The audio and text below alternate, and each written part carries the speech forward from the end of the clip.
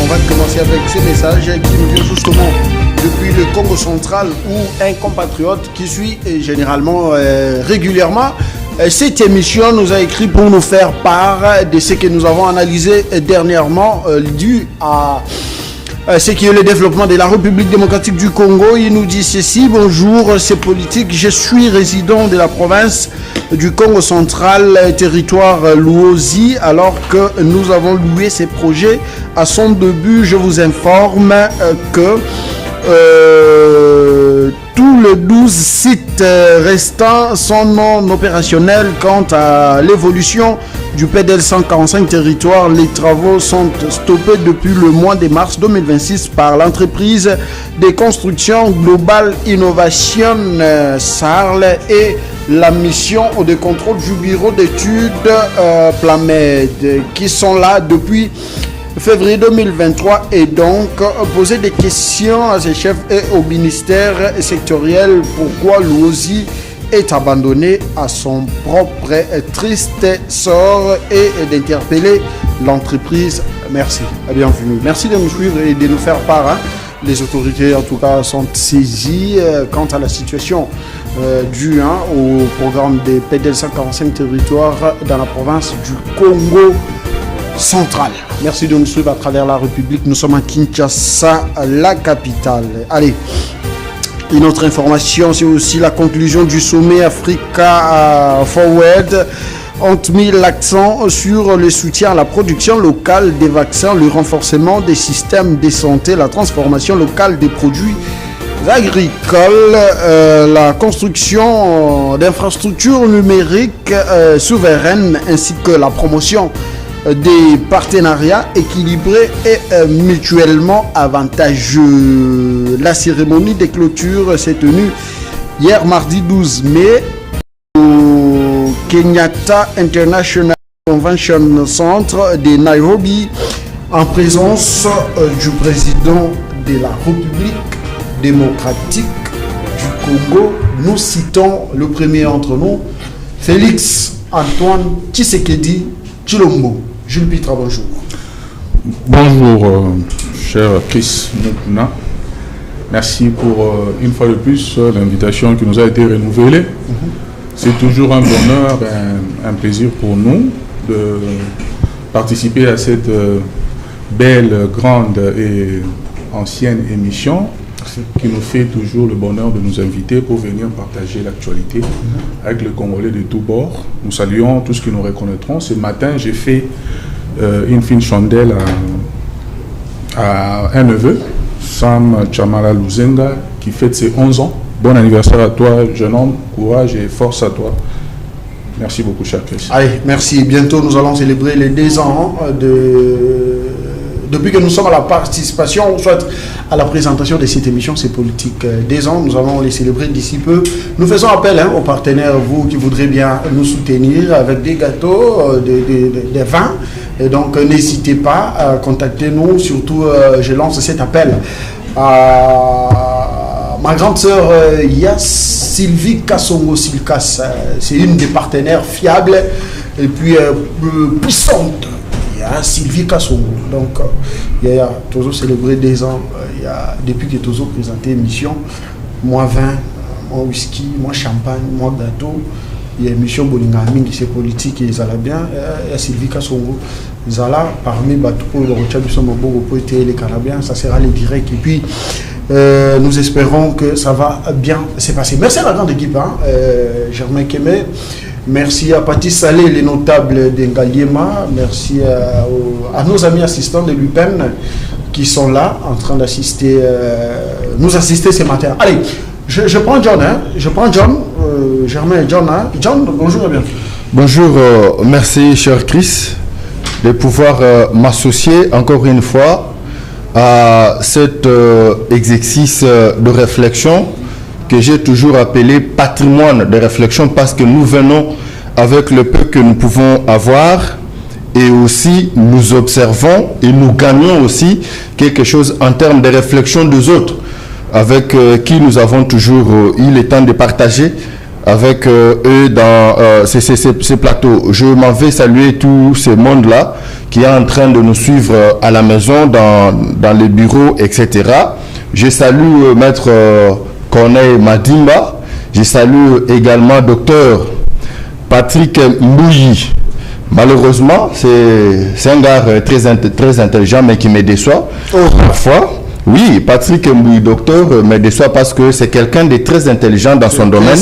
Il a toujours animé des conférences, mais je lui ai toujours demandé de pouvoir essayer de travailler sur la visibilité de son intelligence sur les réseaux sociaux, parce que il y aura des gens qui auront besoin d'exploiter son intelligence. Malheureusement, il ne fait pas exploiter cette approche. J'étais avec lui, je lui ai dit, papa, Nao Panzelo Sango, il faut abanda visibiliser.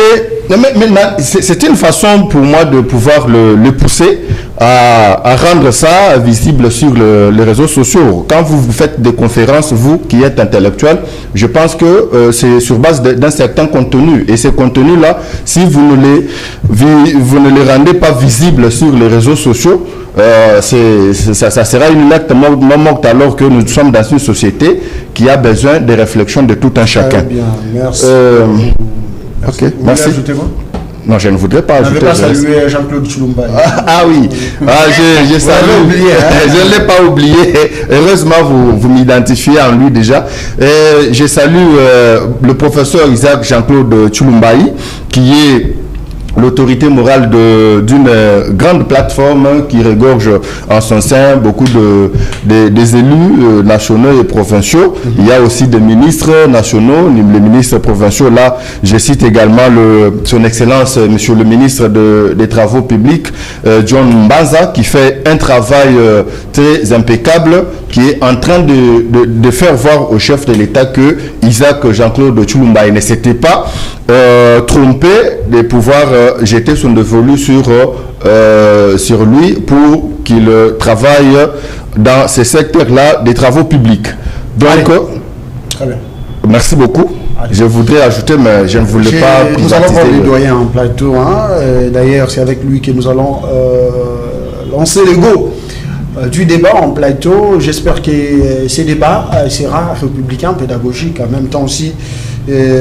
Ça va beaucoup édifier, surtout il y a des élèves qui nous suivent, les écoliers, les étudiants qui sont à la maison, mais également qui sont ici avec nous en plateau. Ils doivent quand même retenir quelque chose. Si vous aimez la politique, vous êtes le bienvenu. Si vous n'aimez pas la politique, en tout cas, excusez-moi de prendre la porte, parce que quand on ne s'intéresse pas à la politique, elle fait quoi? Elle s'intéresse à vous. Allez, bienvenue. Ben, s'ils sont déjà là... Tenez bien les micros. S'ils sont là, c'est qu'il y a déjà un pas. Il y a un objectif, puisque les étudiantes et étudiants qui pouvaient être là, s'ils sont venus, je pense qu'ils ont une idée. Ils sont de l'UPEN. De l'UPEN, donc ils ont une idée. L'UPEN est capé, espérons que son système aussi, les fonds, voilà. Parce que les fonds posent problème, surtout avec le système LMD qui dérange un tout petit peu. Non, mais on donne toute la responsabilité au système LMD. Je ne vois pas ce que le système vient mettre le bâton dans les roues d'une évolution de notre enseignement universitaire. Si problème il y a, moi je pense que ce n'est pas au niveau d'abord universitaire, c'est l'enseignement de base. C'est là qu'il faut revoir des bases, depuis l'école primaire jusqu'au secondaire. C'est là qu'on apprend l'essentiel. L'université, on vient là pour apprendre pour superficiel? Non, c'est pas le superficiel. L'université, aujourd'hui, c'est vrai qu'on lance tout le monde dans les universités. Puisque l'explication n'est pas donnée à ces jeunes-là. L'université, c'est pour des gens qui veulent faire des recherches. Tu as déjà une base. Tu as déjà une base au niveau secondaire. Quand tu rentres à l'université, c'est apprendre des méthodes de recherche, c'est commencer à être autonome pour pouvoir expliquer les choses, comprendre les choses, etc. Donc, si on veut remodeler les choses, c'est pas par le toit qu'on commence pour changer une maison. On commence par, si les fondations étaient mal agencées, il y a lieu de commencer par renforcer, pas tout casser. Il y a des systèmes qui permettent de pouvoir renforcer la base des fondations. Donc moi j'ai dit que LMD, ces discours-là, je l'ai entendu ici ou là, c'est pas là le problème. C'est déjà spécifier les choses. On ne rentre pas à l'université qui veut. pour faire plaisir aux parents, pour avoir une licence, un doctorat. Non. Et il y a aussi un défaut dans l'enseignement supérieur. On ne nous enseigne pas de comment être les créateurs d'emplois. Oui, c'est ça. On nous enseigne comment être quémandeur d'emplois. On ne forme pas des compétences. Moi, je dis ces jeunes ont la chance encore. C'est que moi, je ne l'ai pas fait quand j'ai quitté l'université. Moi, j'ai créé l'emploi dans ces secteurs. C'est déjà pas mal. Hein. Ce sont des situations rares. Moi, je dis aujourd'hui, on est dans un tournant. Vous devez me féliciter quand même. Félicitations. Merci beaucoup. Je pense que ce que j'ai dit, c'était positif. Il aime les honneurs. Des congratulations. Merci beaucoup. D'accord. Moi, je dis que on est dans un tournant de notre vie politique et surtout économique et sociale. Ces jeunes ont beaucoup de chance encore de pouvoir s'adapter par rapport à ce que nous allons connaître dans 5-10 ans, à savoir les investissements qui vont arriver ici, dans tous les secteurs, surtout dans les secteurs pratiques. De l'informatique. Attendez, quand on dit parce que vous avez passé un bout de temps en Europe, précisément dans plusieurs pays, hein, et donc quand vous parlez de l'adaptation, est-ce que voyez-vous notre enseignement s'adapter aux réalités locales, parce que ici, actuellement, nos dirigeants nous parlent, ils ont un discours de transformation de nos ressources. Alors, est-ce qu'une étude est menée dans ce sens pour justement apporter l'approche, permettez-moi ces termes, aux étudiants de comprendre la question que je voulais dire par rapport à ce qui va nous arriver dans 3, 5, 10 ans. Il faut que ces jeunes-là se préparent. Aujourd'hui... Comment ils vont se préparer? mais avec Quels sont les éléments de langage? C'est ce que je veux dire. Au lieu d'aller tous au niveau des universités, il faut aller dans les centres de formation qui forment des gens dans le numérique, notamment l'intelligence artificielle. N'importe qui peut se former. Même maintenant, ils peuvent se former à distance et gratuitement et avoir des certificats reconnus internationalement. Ok. Ils peuvent avoir des cours d'1 semaine, de 2 semaines. Gratuitement. Gratuitement et c'est certifié. Est-ce qu'ils en savent d'abord quelque chose? Ils sont informés. S'ils ne sont pas informés. Vous êtes informés, hein? Il ne faut pas passer tout votre temps sur TikTok. Vous cherchez le modèle des affaires. C'est pas intéressant. Ils peuvent taper sur Google et autres, formation gratuite certifiée en intelligence artificielle. Il y a plusieurs formations. Okay. Il y a plusieurs formations. Ils peuvent obtenir 2, 3, 4, 5, 10 certificats s'ils ont le temps. Puisqu'il y a des formations qui prennent 2 semaines, d'autres 1 mois, d'autres 3 mois. C'est à eux de pouvoir choisir ce qui les intéresse. Doivent se former là-dessus. Merci. Et on a un problème aussi des données. Aujourd'hui, même l'intelligence artificielle, là, on est en train de travailler avec les données que les autres ont trouvées. Mais nous pouvons produire. On parle de chômage. On peut produire nos propres données ici. Et participer. Liées à nos réalités. Liées à nos réalités et vendre même ces données-là. Je crois que c'est un marché très important. Qu'il ne faut pas négliger. Nous avons tout un ministère de recherche scientifique et puis de l'éducation supérieure. Est-ce qu'ils pensent déjà sur cet aspect? Je ne sais pas, mais c'est toi, c'est nous qui pouvons aussi donner ces gens. C'était pas ça. Pas gratuitement, les conseillers sont payés là-bas. Je pense que vous allez m'étoler pendant une minute 30. C'est-à-dire, je voulais non seulement une mauvaise nouvelle, puisque là, je n'ai pas dormi, j'ai perdu un petit cousin de la famille de ma tante Balingui, Lucie Balingui Franga Baboy Batu, c'est son nom. Ah ok. Baboy Batu. Balingui Franga sur Inga numéro 3. C'est là qu'il y a Bandalungu. À Bandal avant Ayet Moudjibou. C'est pas le plus. Je vois. Donc, mes sincères condoléances. À vous, merci à la grande famille. Mes condoléances. Merci bien. Mais je voulais aussi dire un mot, 30 secondes, c'était sur l'aménagement des territoires. J'ai vu des congratulations à pas mal de politiques.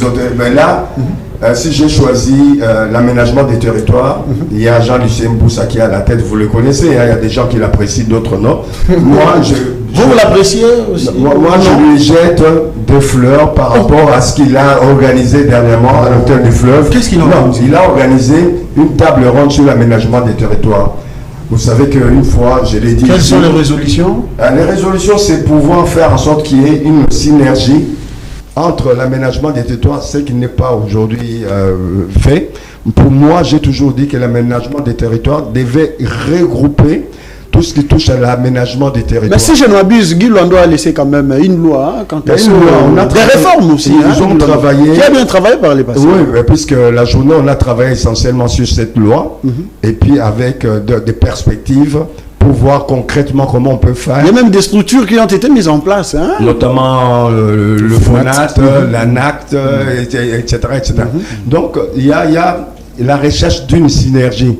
Puisqu'on ne peut pas parler d'aménagement des territoires sans parler de l'environnement. On ne peut pas parler de l'aménagement des territoires sans parler de l'urbanisme.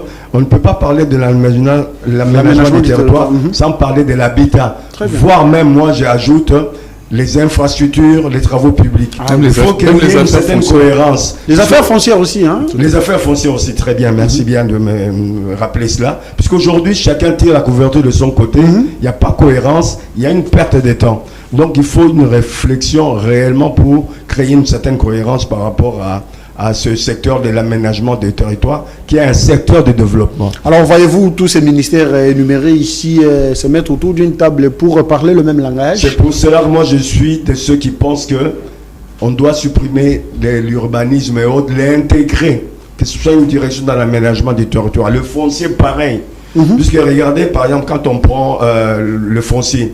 En France, c'est comme ça aussi? En France, tout est ensemble. Ok. Puisqu'aujourd'hui, le foncier, au niveau national, c'est l'aménagement des territoires. Très bien. Les fonciers, au niveau des provinces et autres, c'est le ministère des Affaires foncières et autres. Donc, il y a... L'habitat aussi, je n'ai jamais compris. L'habitat, c'est pas net. C'est quoi en fait l'habitat? C'est ce qui fait que n'importe qui construit... C'est pour donner du travail aux politiques, hein, tout ça. N'importe qui construit n'importe où. Après, on vient détruire puisqu'il y a le chemin de fer qui va passer là-bas, puisqu'il y a une route qui va...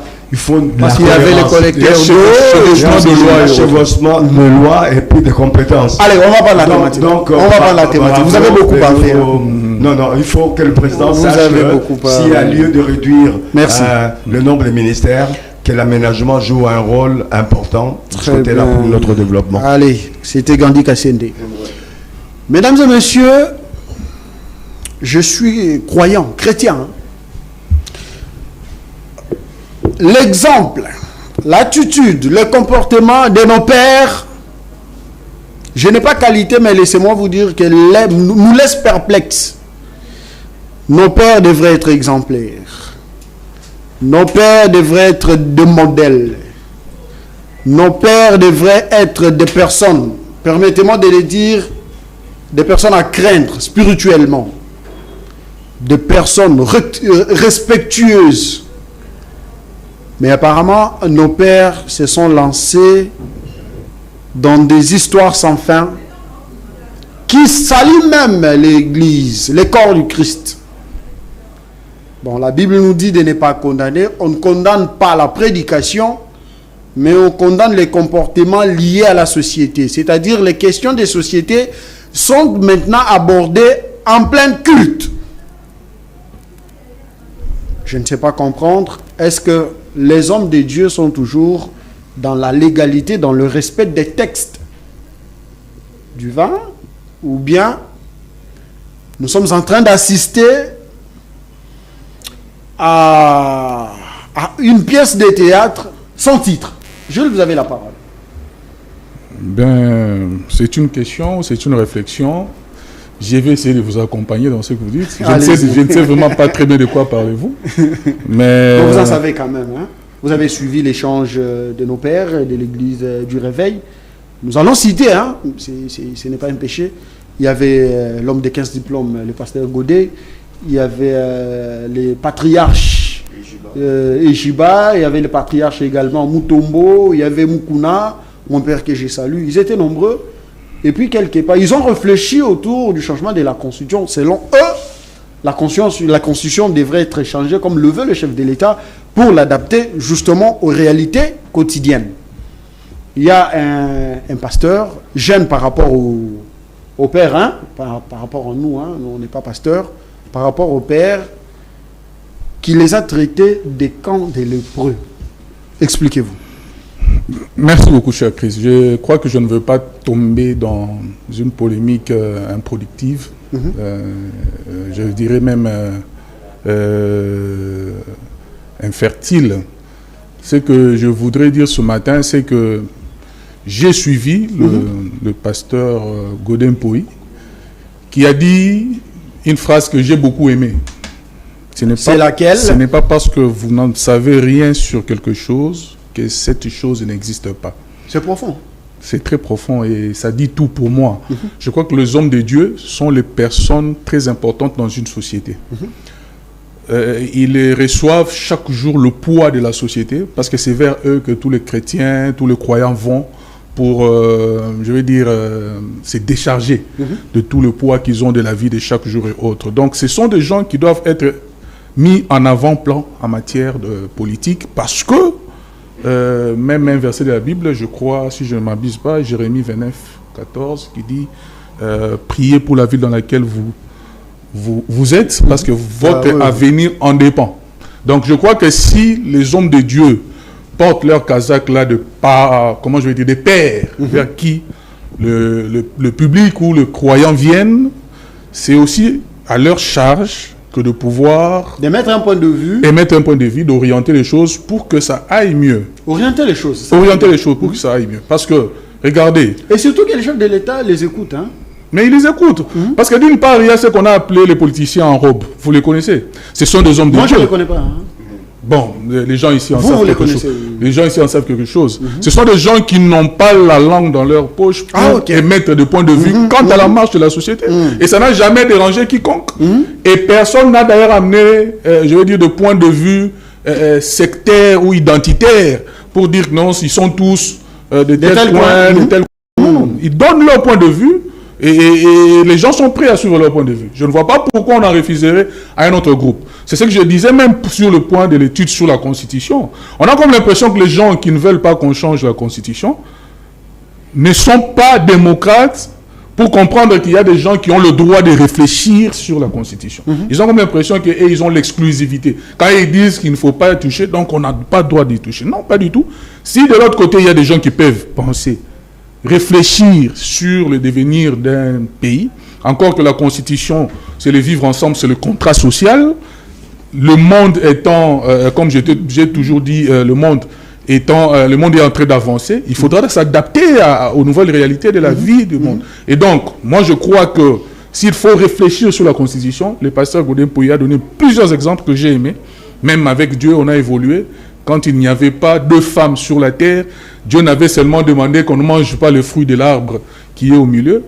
Mais le jour où Dieu s'est rendu compte qu'il y avait plusieurs femmes dans la terre, il a dit, ne touchez pas la femme du voisin. Donc il est venu comme ajouter un autre principe, une autre loi sur ce qu'il n'avait pas dit avant.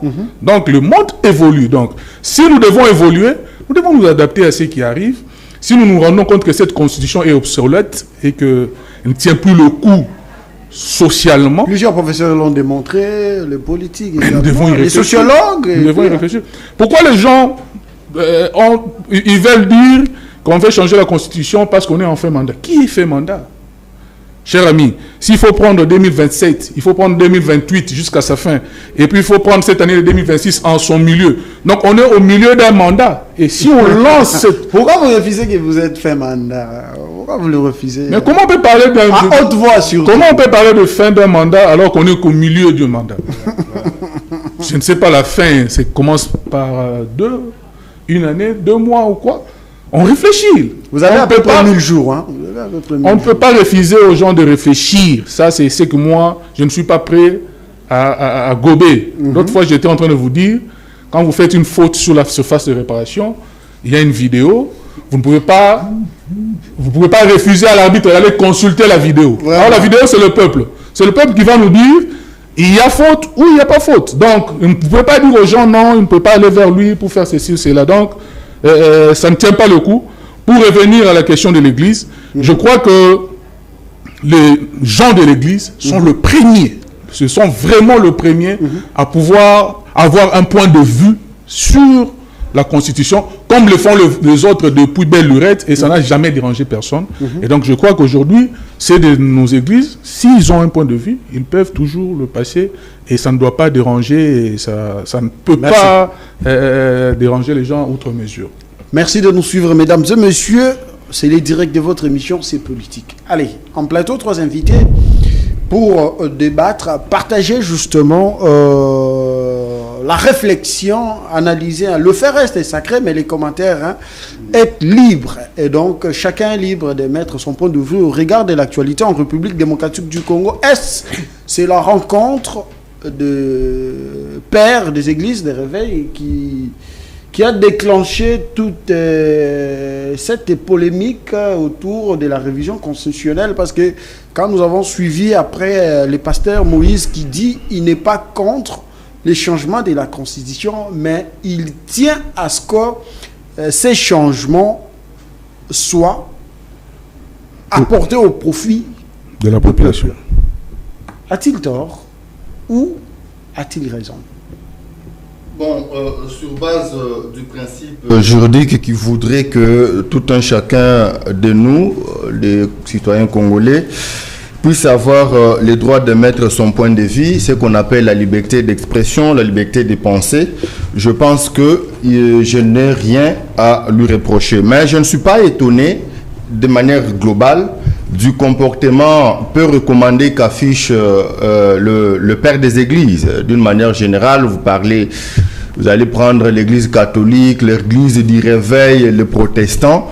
Je ne suis pas étonné de leur comportement parce que ne sont pas de Dieu. Vous comprenez, ce sont des humains comme nous qui ont des sentiments, qui ont du penchant et parfois même des conséquences. Ils passent aux élections comme nous pour voter, c'est-à-dire qu'ils ont de préférence sur les uns et contre les autres. Très bien. Là, je veux revenir sur le sujet, mais je crois que mon prédécesseur a parlé de quelque chose. Bon, si je peux parler du premier intervenant, a parlé de quelque chose de très important, de LMD. Monsieur le journaliste, lorsque le ministre à l'époque, c'était Mundonzangi, qui est venu avec ces, entre guillemets, réformes des systèmes LMD dans notre système éducatif, il a dit pourquoi apporter ces systèmes, c'est parce que auparavant, selon ce qu'il avait dit, beaucoup d'étudiants vieillissent à l'université, il y a beaucoup d'années sur les bancs d'école, il y a beaucoup d'années et ils prennent beaucoup de temps à fréquenter l'université, ce qui n'est pas bon, ce qui est de l'autre côté, le contraire, parce que là, on permet aux étudiants, en même temps vous étudiez, en même temps vous pouvez faire votre travail ou faire le business. Et là aussi, on disait que l'étudiant, l'apprenant, a la possibilité de choisir quelques cours selon son emploi du temps. Mais est-ce que c'est ça qui s'est fait maintenant? Non. 2 ans ou 3 ans, nous pouvons nous regarder en face, nous dire de vérité, est-ce que ces systèmes LMD, tels que nous rapportés par le ministre, vaut son pesant d'or, a apporté le changement par rapport à nous qui avions fait l'ancien système. Parce qu'on dit système LMD. Nous avons vieilli à l'université, nous. Bon, ça peut être le cas, mais est-ce que aujourd'hui les étudiantes ne vieillissent pas aussi? Aujourd'hui, les étudiants et les étudiantes aussi ne sont pas tenus de faire les 5 ans accomplis comme nous. Ça revient au même. Alors pourquoi venir nous dire que non, c'est pour écourter les... Parce que aussi là, il y a un problème. Lequel vous avez bien posé. Mais vous savez, lorsque l'étudiante entre pour sa première fois à l'université, et elle revient...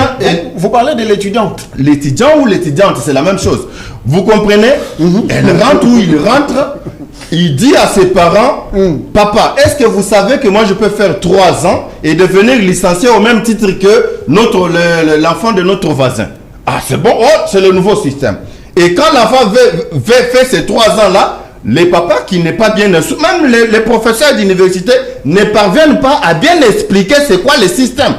Vous comprenez? On dit que vous devenez licencié en 3 ans. Par quelle magie? Par quelle magie? Et après, on va dire non, non, la procédure. Après cela, vous allez faire le master. Ça revient au même que nous qui avons fait les 5 ans pour devenir licencié. Moi, je me rappelle à l'époque, j'ai quitté la maison à 5 heures. J'ai quitté la maison à 5 heures. J'habitais Yolo. J'ai quitté Yolo pour Ville. J'ai fait l'IFASIC. J'arrivais au moins à 7 heures à l'université pour quitter à 18 heures. Mais donc les cours commencent à 8 heures et prend fin à 18h. Et tous les jours. À LMT, Moïse là ne devait se répéter à LMD. LMD, ça veut dire, vous pouvez faire même 3 jours, 2 jours, que vous fréquentez l'université. Les 2 autres jours, se concentrer à des recherches. Parce que le système LMD veut dire quoi? Ça veut dire, désormais, c'est l'étudiant ou l'apprenant, selon la nouvelle appellation, qui est au centre de sa formation. Et le professeur n'est là que pour ouvrir la piste et laisser la possibilité à l'étudiant d'aller découvrir toute seule, l'étudiante, ou tout seul, selon comme ça se passe ailleurs. Mais comme ça se passe ailleurs. Et aussi, l'étudiant devait dire non, cette année, je n'étudie pas 10 cours, je vais étudier seulement 5 parce que j'ai des business que je dois organiser. Le système de valeurs. Mais c'est ça. C'est comme ça que le système LMD devait se faire. Mais vous allez trouver les étudiants qui continuent, comme à notre époque, de fréquenter l'université du matin au soir, du lundi jusqu'à samedi. Et puis de suivre tous les cours. Et d'ailleurs, même on a ajouté d'autres cours. C'est qui on en avait 27. On en avait 27 à l'époque. C'est qui fragilise même. On avait la comptabilité. Mais c'est ça le problème. On a ajouté d'autres cours un peu inutiles, alors qu'il faudrait même réduire les cours, prendre les cours qui sont nécessaires pour pouvoir faciliter aux étudiants de pouvoir avoir un peu de temps pour se concentrer dans d'autres business. Merci beaucoup. Ce qui n'est pas correct. Merci beaucoup. Alors, on a dit que le système LMD vient pour améliorer ceci, pour améliorer cela. Tel n'est pas le cas. Tel n'est pas le cas. Et même les cours que les enseignants donnent, vous allez trouver que ce sont des vieux cours, alors qu'il faudrait actualiser ces cours-là. Il y a des livres qui sortent à tout moment. Il faudrait que les professeurs puissent actualiser leurs cours. Malheureusement, ils font gober aux enfants les choses qui sont déjà sirannées, qui n'ont plus rien à voir sur le marché. Vous allez même vous rendre dans la bibliothèque des universités, vous trouverez pas des livres actualisés. Il n'y a pas de livres. Les livres de 2026. Il n'y a pas de livres. On ne pousse même pas. Oh, allez faire les TP. Et les TP là, c'est quoi? Au juste. Est-ce qu'on suit les étudiants? C'est ça le problème. Je reviens au sujet. Sur le sujet, vous avez parlé du propos tenu par M. Moïse Mbi et tout ça. Bon, il n'est pas mon pasteur. Il est pasteur. Bon, selon vous, il est pasteur. Le pasteur veut dire quoi? Donc, il cesse d'être citoyen congolais parce qu'il est devenu pasteur. Et moi, j'ai dit, monsieur, c'est comme les autres qui appellent Félix Tshisekedi, monsieur Tshisekedi. Maintenant, moi, je dois les caresser, l'appeler. Amongo, vous pouvez aussi l'appeler. Mais Amongo, j'ai toujours appelé Amongo. Monsieur Amongo. Moi aussi, qui ne vous dit pas que moi, je suis évangéliste aussi dans mon église. Donc, je voudrais dire que...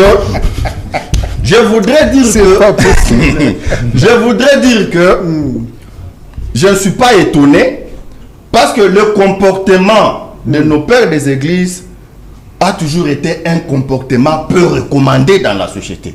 Ce sont des gens qui connaissent tout, ce sont des gens qui parlent avec Dieu. Vous allez dire, oh, j'ai trouvé ces problèmes. J'ai demandé à Dieu, à mon Dieu. Le Dieu a dit, ah, donc Dieu était permanent, il t'attendait pour que tu puisses lui poser la question et te répondre immédiatement. Donc, ce n'est pas bien. Alors, M. Moïse Mbiye s'est contredit. Ah bon? C'est contredit. Il s'est contredit. Il s'est contredit parce que en s'attaquant aux autres, à l'autre groupe, à ses pairs, disons même à ses collègues, oui, à ses pairs, oui. Il a dit, il voudrait faire voir que ces gens-là n'ont pas raison de réfléchir sur le changement de la Constitution. Et en réfléchissant sur le changement de la Constitution, ils ont personnalisé le sujet. C'est pourquoi il dit non, on peut changer, oui, mais pas aller personnaliser. Oh, nous soutenons le chef de l'État, oh, nous faisons ceci. Oh, s'il faut changer, il faut qu'on change pour l'intérêt du peuple. Alors, qu'est-ce que lui, qu'il a mal parlé comme définition de l'intérêt du peuple, hein? Il a mal parlé sur ce point. Je vous dis que parce que nous sommes régis par c'est ça que il a donné sa réflexion. Mais c'est ça que tout le monde demande. Et ce que moi je voudrais est que les hommes des églises montrent leur maturité. La maturité veut dire il faut être tolérant lorsque l'autre aussi émet son point de vue, même si vous n'êtes pas d'accord. Très bien. Vous comprenez? Lui-même, Moïse dit, quand je suis venu, j'ai hérité l'église, j'ai changé les statuts, tout ça. Alors, lui, il a changé pour le bonheur du peuple ou pour son propre bonheur. Parce qu'il y en a quelques anciens qu'il a trouvés dans l'église, qu'il a chassés. En changeant même les trucs. Donc, nous devons être sérieux lorsqu'il faut parler des choses de l'État. Je parle aussi de l'église catholique. C'est dans la même casserole. Je parle des hommes des églises d'une manière générale. C'est dans la même casserole. Tout le monde a non. Tout le monde a détruit ce pays. Vous gardez la parole. Parlez des églises, mais sauf les kimbanguismes. Ils sont en politique depuis la nuit de tous les temps. On le respecte. Là, ils ne prennent pas des... Voilà, beaucoup de respect. Ils ne prennent pas des positions de manière intempestive sur la politique. Et vous voyez, lorsque on a décrété la gratuité de l'enseignement, nous, on croyait que devant les évêques, les prêtres catholiques, ce sont des anges. Mais on les a trouvés pataugés dans ce qu'on appelle l'existence des écoles fictives. Des écoles fictives.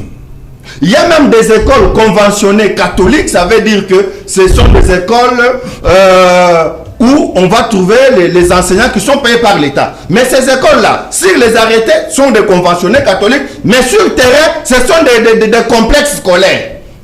Donc des écoles privées. Vous comprenez? C'est-à-dire que tout le monde a eu à détruire ces pays et nous devons être sérieux quand il faut prendre la parole.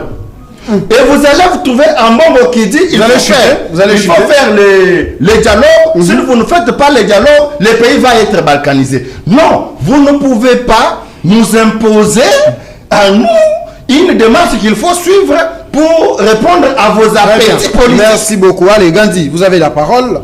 Gandhi, vous êtes là? Oui, je suis. Voilà, tenez le micro. J'aime quand vous touchez le micro. Ça, oui, c'est mieux. Ça me donne l'envie de vous poser une question bien assise. Hein. Oui. Allez, j'allais parler des prêtres. Vous aimez beaucoup les prêtres, vous.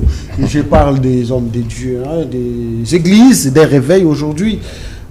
Les comportements qu'ils affichent sur la place publique laissent à désirer. Ça ne donne pas une belle image de notre Seigneur, hein, lui qui a accepté de se sacrifier pour l'intérêt de nous autres, et voilà dans ce que nous sommes. Si je les égratine, il ne faut pas m'en vouloir, je suis aussi chrétien catholique. Allez-y, mais toutefois, je vais vous recadrer. Qui aime bien, châtie bien. Mais aujourd'hui, on se retrouve face aux églises, que ce soit des réveils ou des églises classiques, protestantes ou catholiques, qui sont à bout de souffle. C'est-à-dire que ils n'ont pas un soubassement solide. Ils ont étudié l'évangile, ils ont tourné l'évangile dans tous les sens, mais ils ne savent plus comment évoluer. Pourquoi? Il y a une carence. Cette carence vient d'où? Cette carence vient du fait qu'ils ont appris les évangiles, ils ont appris la religion, comme ils font de la philosophie, et puis... la sociologie. Pas la sociologie, ils ont deux mamelles. Hein. D'un côté... La théologie? La théologie, oui, ils font la théologie et la philosophie, c'est qui est bien un bon complément. Sans oublier que dans le passé, ils ont tué pas mal de gens, surtout les catholiques, puisqu'ils ont eu des problèmes avec les philosophes. Beaucoup de philosophes ont été tués par l'église catholique, puisqu'il ne fallait pas que les gens réfléchissent. Les gens devaient plutôt rester avec les principes religieux, et ça s'est limité là. Sachez que il y a eu un problème. Si on recule des années vers le XVIIe siècle, on parle de Kimpavita. Kimpavita, c'était dans l'Empire Congo et le Royaume Congo. Puisqu'il a voulu qu'il y ait un syncrétisme, c'est-à-dire un mélange entre la religion chrétienne et notre mystique, à nous, Africains, l'Empire du Royaume Congo. On l'a tué pour ça, vous vous rappelez. Aujourd'hui, moi quand j'étais jeune, je voyais des manifestations quand il y avait dans une famille des jumeaux, il y avait des cérémonies, des rites traditionnels, ouais. Il y avait aussi celle qui m'a aussi souvent, j'avais peur au départ quand j'étais très jeune, les Ebola.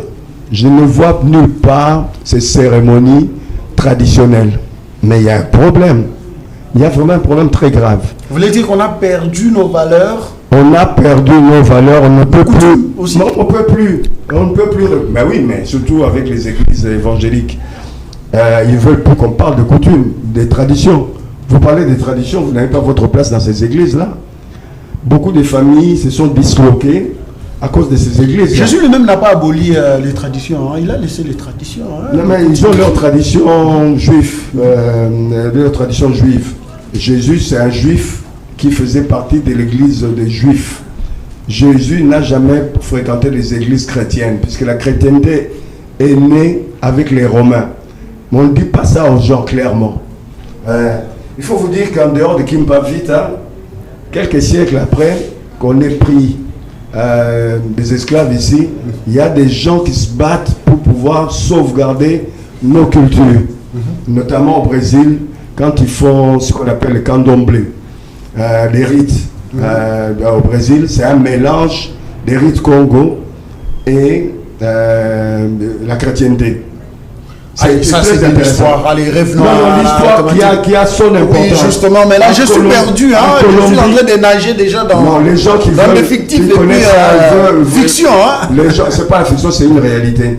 Les gens qui veulent approfondir sauront que nous sommes perdus. En Colombie, il y a même un syncrétisme au-delà de la religion. Nous sommes en Amérique. Hein. Oui, mais nous avons nos frères encore là-bas. Il y a une langue qui est un mélange, un syncrétisme entre l'espagnol et le kikongo. Disons, j'arrête là. Parce que vous voulez parler du créole, c'est ça? Non, avec les Haïtiens? Non, les kikongo. Je parle des kikongo, c'est du royaume Congo. Mais même quand au Brésil, quand ils font leur cérémonie, si vous suivez très bien, vous verrez qu'il y a des mots en kikongo, des mots en lingala. Okay. Mais le problème, c'est que vous ne voulez pas tout savoir. Au Japon également, il y a quelques mots dans la langue japonaise qui sont pareils aussi au mot lingala. Comme Makasi, etc. Donc, moi, j'ai dit qu'on n'a pas eu de très bons ministres de la culture, encore moins ceux de tourisme. Là, les liens que nous avons avec la mairie latine auraient pu développer notre culture. Très bien. Et notre tourisme. Mais il y a un problème, ça nécessite un débat à part. Nos religieux ne savent plus quoi présenter à la société, ni en matière de la chrétienté, ni en matière sociale. C'est pour ça qu'ils s'attaquent tous plus ou moins, ils sont intéressés par les débats politiques. Alors qu'ils sont là pour les débats sur les âmes. Ils ont oublié les âmes. Mais ils sont nulle part aujourd'hui, ils sont en porte-à-faux de ça. Moïse a dit également dans une partie de sa prédication. Il a dit, même lui-même porte-à-faux.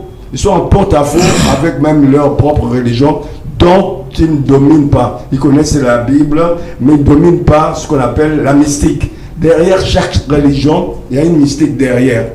Mais la religion chrétienne, on les a formés sans leur donner des tuyaux sur la mystique religieuse. Comme tu le trouves chez, même si à la base ils sont chrétiens, des kimbanguistes, mais chez les kimbanguistes, ils ont la religion, mais derrière la religion, il y a toute une mystique.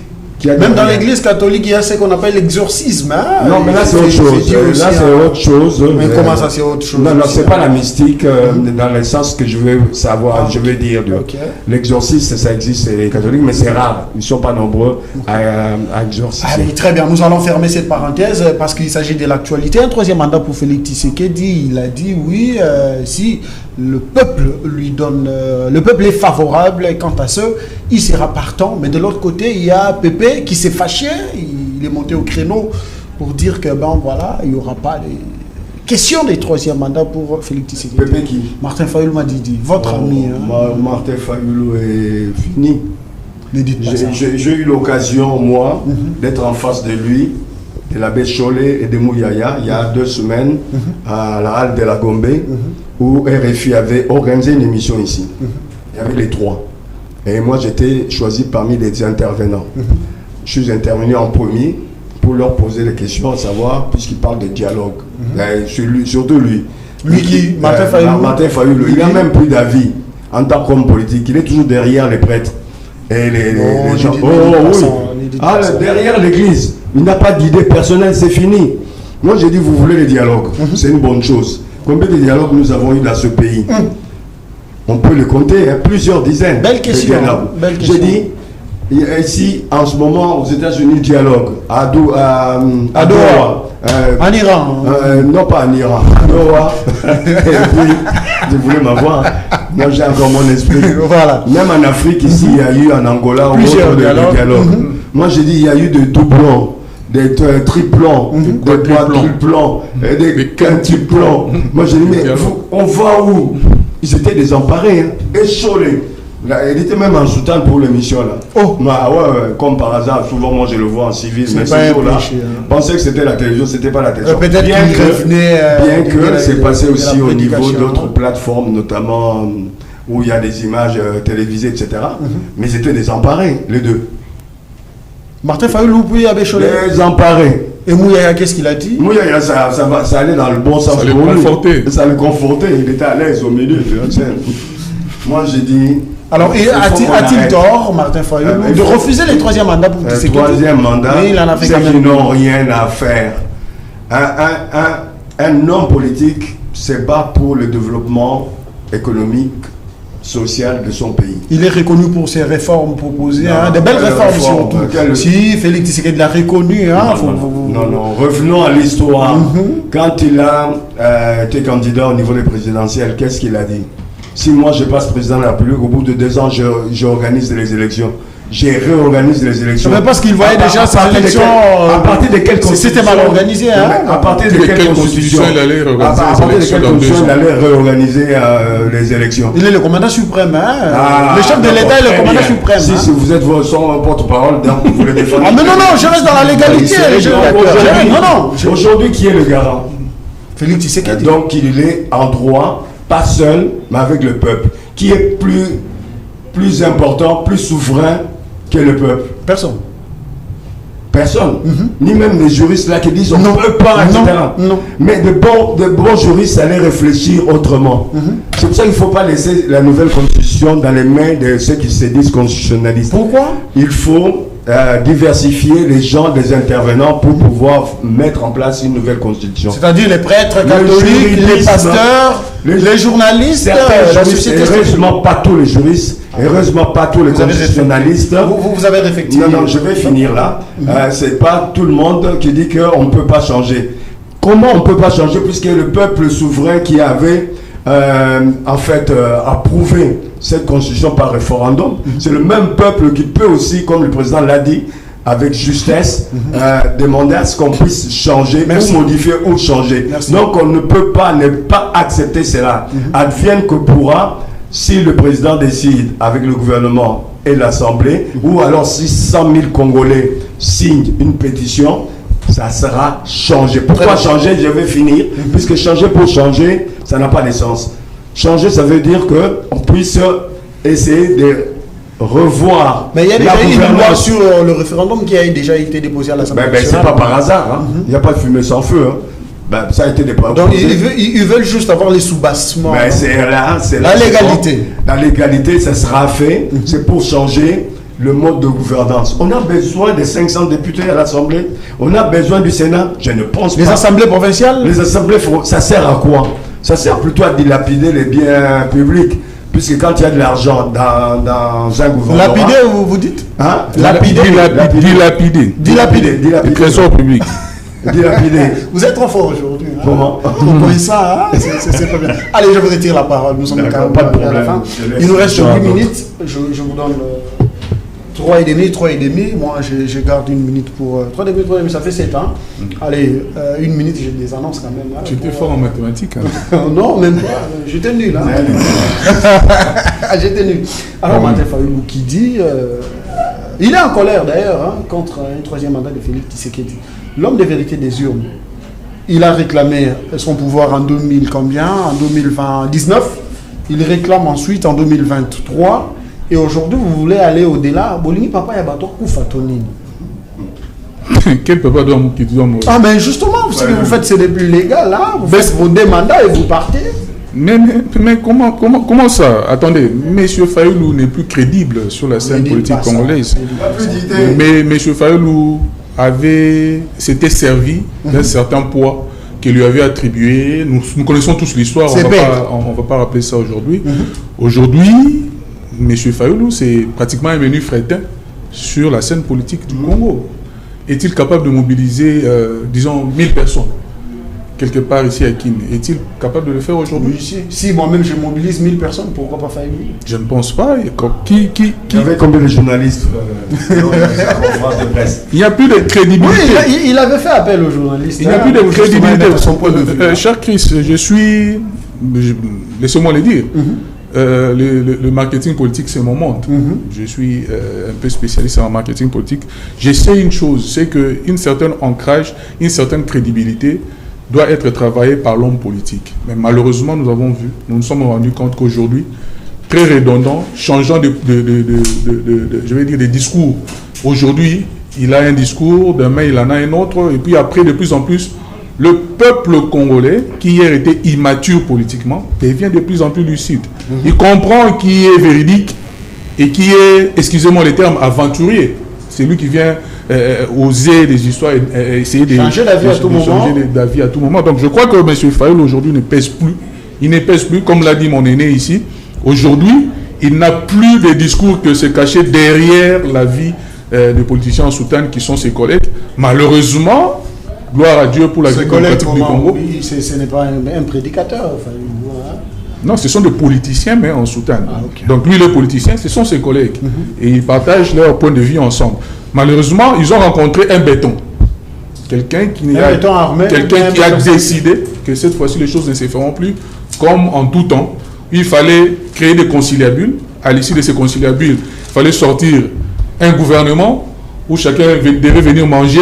Et puis après, on allait continuer, créer un business. En fait, c'est un business bien assis, bien créé. On sait que quand on n'est pas d'accord avec celui qui dirige, on va créer une rébellion. Après la rébellion, on va créer un dialogue. Et à l'issue du dialogue, on aura des postes. Et puis on va continuer. Allez, la toute dernière question, il faut quand même louer les efforts et les actions du président Tshisekedi, la rocade, l'évolution des travaux, impeccable. Et Kinshasa, dans les jours à venir, aura une route qui va désengorger quand même la ville.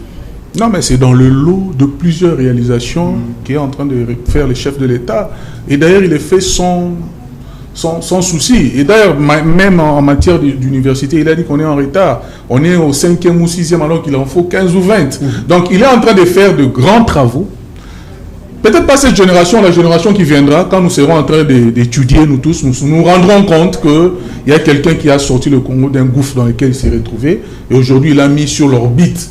Même si il ne va pas démarrer, même si aujourd'hui il y a toute la pesanteur pour qu'il ne parte pas, mais on sent qu'il y a un travail qui est fait dans le fond. Donc moi je crois que dans tous les domaines, j'étais dans un débat dans une télé quelque part, je posais à mon contradicteur une question simple. Je lui ai posé la question de me dire, dans quel domaine peut-il me sortir des statistiques pour dire qu'il y a un domaine qui n'a pas évolué depuis que Tshisekedi est là? Il n'avait pas pu. Je lui ai laissé tout le temps.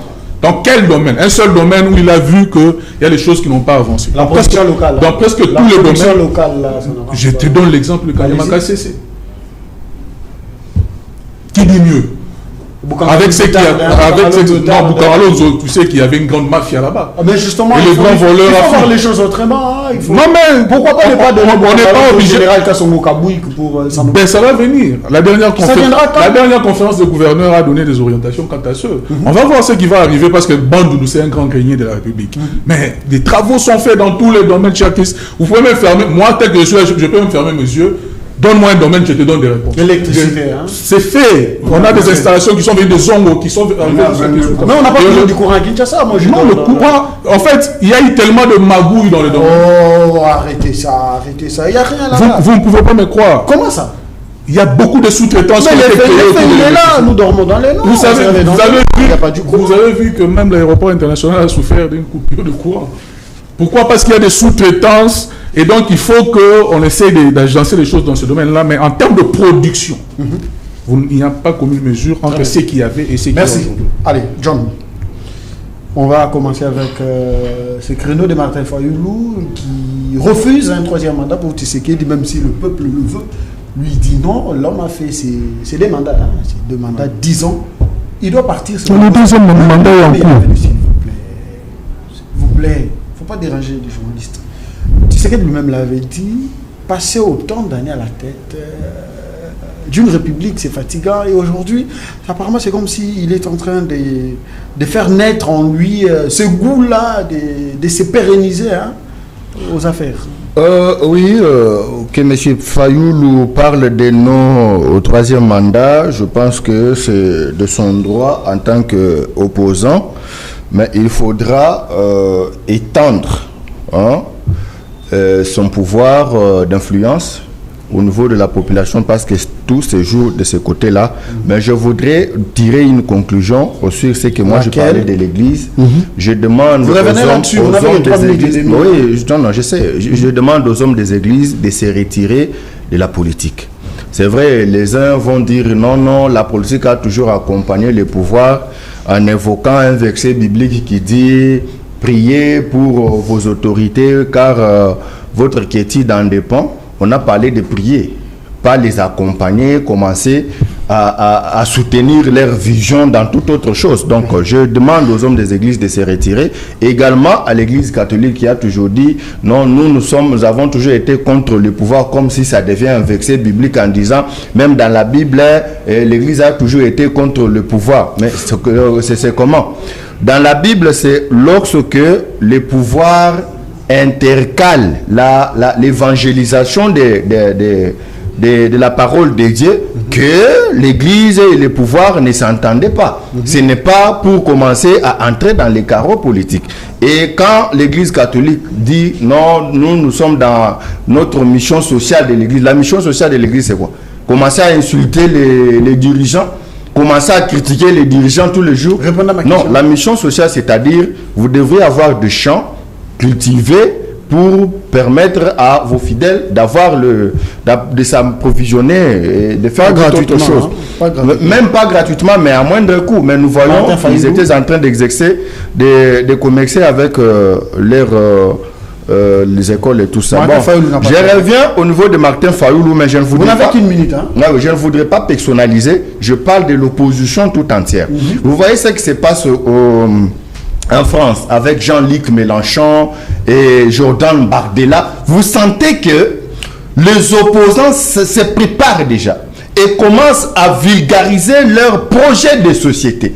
Voilà ce qui n'a pas marché. Moi, quand je viendrai, je veux faire ceci. Surtout, mon vieux que j'aime bien, Jean-Luc Mélenchon. Je crois qu'il sera président de la République de France là-bas. Donc, vous voyez que quand il parle, il a la maîtrise de la situation. Mais ici, chez nous, les opposants n'ont aucune contre-proposition à la proposition du gouvernement. Voilà pourquoi, lorsqu'il y a une élection, on vient de voter le président de la République maintenant. Il n'a même pas encore prêté serment. Les opposants commencent. Nous devons dialoguer. Or, quand on vote le président de la République, c'est pour matérialiser son projet de société, son programme. Très bien. Et c'est le programme du président de la République qui doit être mis en réserve. Ce n'est pas les dialogues. Vous devez aussi vous préparer, dire à la population, voilà ce qu'il fait, ce n'est pas bon.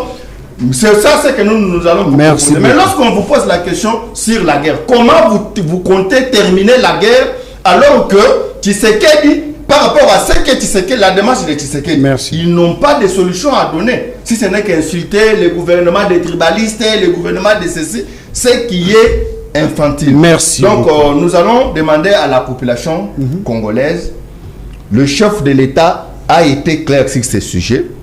Il ne fera que ce qui est votre volonté.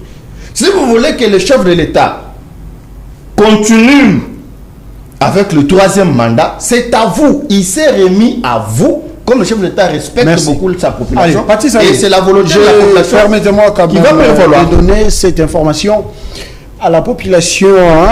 Vous le savez, dimanche dernier, l'association des femmes sacrées ont tenu leur première réunion ici à Kinshasa, justement pour lever l'option sur les actions qui seront posées dans les jours à venir dans différentes ONG et orphelinats. Question d'apporter de l'aide aux démunis, aux enfants orphelins et tout ce qui va avec. Cette réunion s'est déroulée sous la houlette de Madame Sylvie Kassongo, mère boss Silkas, ensemble avec les membres de cette association des femmes sacrées qui ont bien évidemment aussi pris part à cette rencontre. Il s'agissait comme ça de Madame Merline Kiaba, qui est la vice-présidente de cette association des femmes sacrées, mais aussi Madame Pernette Bikaizila, qui est la secrétaire, et puis Madame Nicole Malonda, la patriarche de cette structure, Madame Angèle Kapema, mais aussi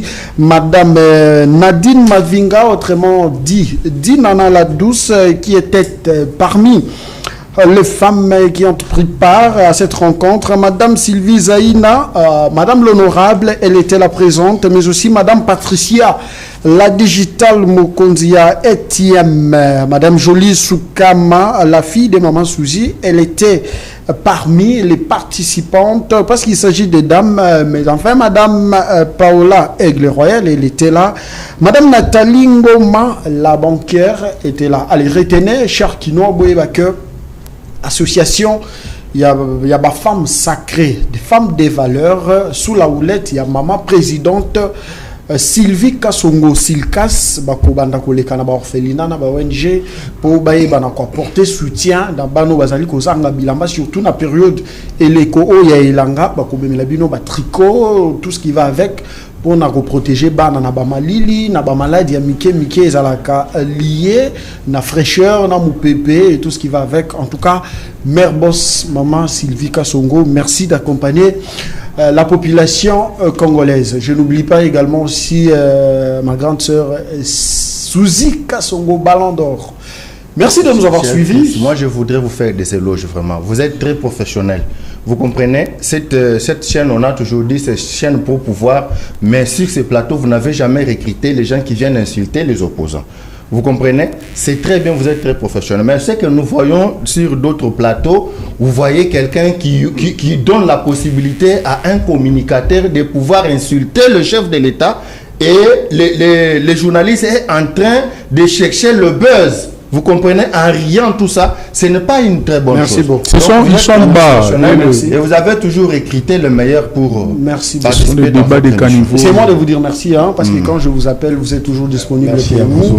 Merci à Gandhi Kassende, merci à toi, Maître John Kankonde. Vous êtes communicateur de l'Union Sacrée, hein, je le précise pour vous qui nous suivez. Merci aussi à l'expert en marketing politique. Politicien, ça a pas conseiller. Au moins, le politicien a conseiller à commettre une erreur, à ça la sortie médiatique ratée. Il y a un expert en marketing politique. Vous avez besoin de lui pour votre élévation, encadrement et tout ce qui va avec. Un politique, un homme d'État doit être encadré. Raison pour laquelle le président de la République a des conseillers à tous les niveaux. À tous les niveaux, je l'ai dit. Et le chef de l'État a toujours cette oreille. Et Zalaka pour entendre ce que disent surtout ses collaborateurs. C'est très important d'écouter les autres. Merci. Le plateau de la 10e rue est fait justement pour des analyses et des soutiens au président de la République. Si vous avez un avis contraire de ce qu'a dit le président de la République, apportez des arguments. Si vous êtes mal éduqué, excusez-moi, si vous êtes impoli, ici vous n'allez pas passer. À cela plus tard. Merci.